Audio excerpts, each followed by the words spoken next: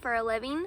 I'm just taking a break from working in the gardens and tending to the animals today, and just thought I'd touch on this topic of an interesting way to describe your farm business and products. It's no secret that there is a lot of competition in the farm and homemade product space, whether you're selling tomato plants or homemade salves. There are big corporations that can manufacture products a whole lot faster and more cheaply than you, and there are tech companies like Etsy and even Patreon that have given thousands of other farmers and homesteaders like you a platform for selling their products to a wider range of customers. You can choose to compete through your pricing, your product development, and product placement, but you can also compete through your promotions. The most important element of promoting your product is the messaging you use to convey its benefits to your customers' lives. Now, I thought when I got into marketing that I wouldn't have to deal with acronyms, but I was sorely mistaken. However, this acronym is one that I still teach to others, and I want to teach it to you guys today. WIIFM. What's in it for me? This acronym or phrase is supposed to place the business owner or marketing team into their customer's shoes so they can explain why someone should purchase their products. When you're writing for any piece of copy about your business, especially for your website, write it like you're answering this question for your ideal customer. What's in it for me? This activity is actually deceptively difficult to do and to do well because as business owners, we're either too deep in the weeds to describe the benefits of our products succinctly, or we're so familiar with our products that we don't see what is unique about them anymore. But when you shift your thinking, stop focusing solely on the features of your products and start describing your products in terms of how they improve your customer's life, you'll find that you have the potential to gain more customers without changing anything about your products other than how you talk and write about them. So to illustrate this point, I want to talk about this post that I recently stumbled across in a Facebook group, and it was about a farm that resides just a couple of miles off of an interstate, and their goal was they really wanted to build local brand awareness for their farm stand. So this farm invested in a billboard on said interstate. The billboard featured an illustration of peas with the words "Give peas a chance," the name of the farm, and instructions on how to get to their farm stand. So all good things. I didn't catch this at first though, but Matt reminded me of the song by John Lennon called "Give Peace a Chance" that this billboard was riffing for their marketing. This is brilliant in many ways, but it was also a bit limiting in others. So the billboard would likely only attract viewers who were alive in the 70s and remember that reference, or who just happen to be really, diehard Beatles fans. And that kind of leaves out a huge, massive customer base.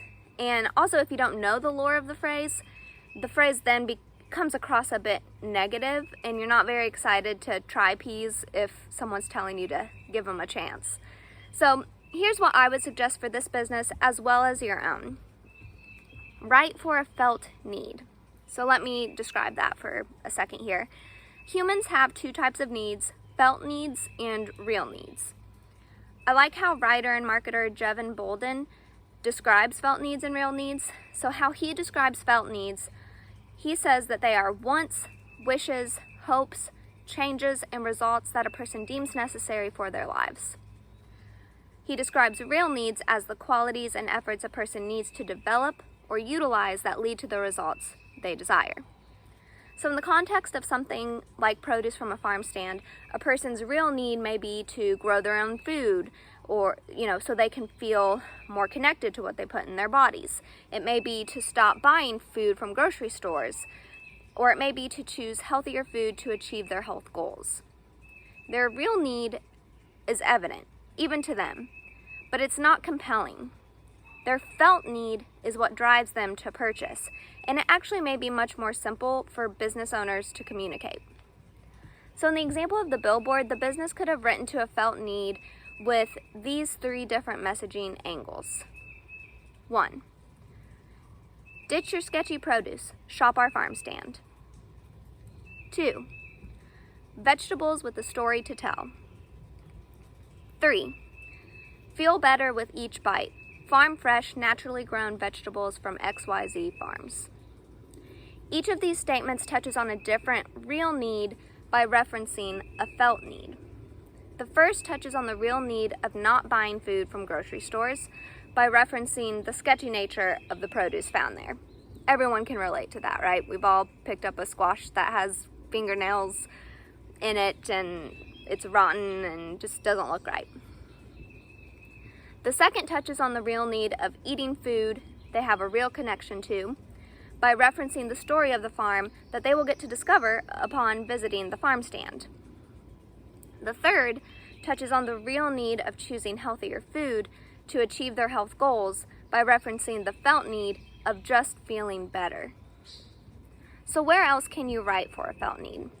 Although I use the billboard as an easy example for this video, you can write to a felt need to create more engaging social media posts, to enhance the conversion rate of your website, and even to give you ideas for printed materials ranging from brochures to your own billboards if you ever decide to go down that route.